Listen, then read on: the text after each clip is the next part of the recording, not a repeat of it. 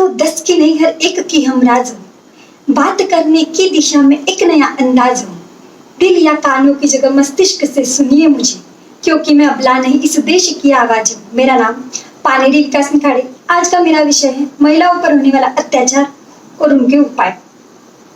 अखबार के जब पहले पन्ने पर ये दरिंदियां छपी देखती हूँ तो वाकई डर लगता है एक लड़की होने पर। ये नाइंसाफी हरगिज न होती, काश मैं एक लड़का होती। हर लड़की के मन में यह सवाल आता है, काश मैं एक लड़का होती। शायद बचपन से ये सब बातें नहीं सीखती। जल्दी उठो, उठते बराबर झाड़ू, हाथ में झाड़ू लो, ढंग से बोलो, ढंग के कपड़े पहनो। काश मैं एक लड़का होती। शायद ये सब बातें मैं नहीं सीखती। ना पीरियड का दर्द, ना उलझे हुए बाल, न दुपट्टे की फिक्र, न लोगों की गंदी नजर। काश मैं एक लड़का होती। आप सभी ने बेटी बचाओ बेटी पढ़ाओ ये नारा सुना ही होगा, लेकिन इस सोसाइटी में ये नारा देने की नौबत क्यों आई? ये सवाल अपने आप से नहीं पूछेंगे आप? हमारे पेरेंट्स कर्जा उठाते हैं तो बेटों के पढ़ाई के लिए और बेटियों की विदाई के लिए।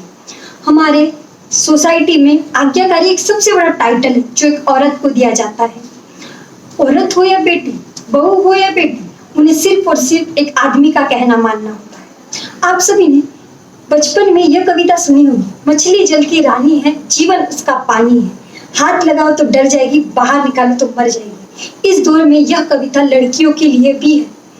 बेटियां घर की रानी है, जीवन उसका उसके सपने हैं, हाथ लगाओ तो डर जाएगी, बाहर निकालो तो मर जाएगी।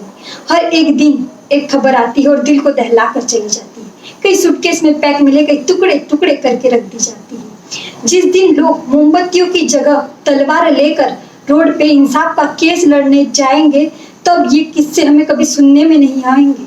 100 बार धिक्कार है भारत की सरकार पर, 1000 बार अफसोस करती हूँ भारत के संविधान पर। साहब कहते हैं लड़की छोटे कपड़े पहनती है इसलिए रेप होता है। वो बात माँ दर्द से बिलख कर रोते हुए बोली, साहब 5 साल की बेटी को साड़ी कैसे पहना? हमारे देश का विकास तब होगा जब इस देश में महिलाओं की पूजा नहीं उनकी इज्जत की जाएगी। हमारे देश का विकास तब होगा जब हम नारी शक्ति को इस ऊंचाई तक पहुंचाएंगे जब कहीं कभी वो अकेली भी दिखे तो कोई ये ना कहे कि मौका है, बल्कि ये कहे ये हमारी जिम्मेदारी है और इस जिम्मेदारी को सुरक्षित घर पहुंचाना होगा। मेरी हो या तुम्हारी हो, सबकी बेटी प्यारी हो। बलात्कारियों को गोली मारो चाहे कटघरे में दुनिया सारी हो। समय आ गया है बच्चियों को परी कथाएं नहीं बल्कि प्रेत कथाएं भी सुनाई जाए। उन्हें घोड़ों पे आते हुए राजकुमारों के ख्वाब नहीं बल्कि मासूम तितलियों के पर कतर देने वाले राक्षसों से भी रूबरू कराया जाए। उन्हें पालिए मत, तैयार कीजिए इस दानवी समाज का सामना करने। तुम बलात्कारियों को जलाकर तो देखो, तुम्हें यूं मोमबत्तियां जलाने की जरूरत नहीं पड़ेगी। जय हिंद, वंदे मातरम।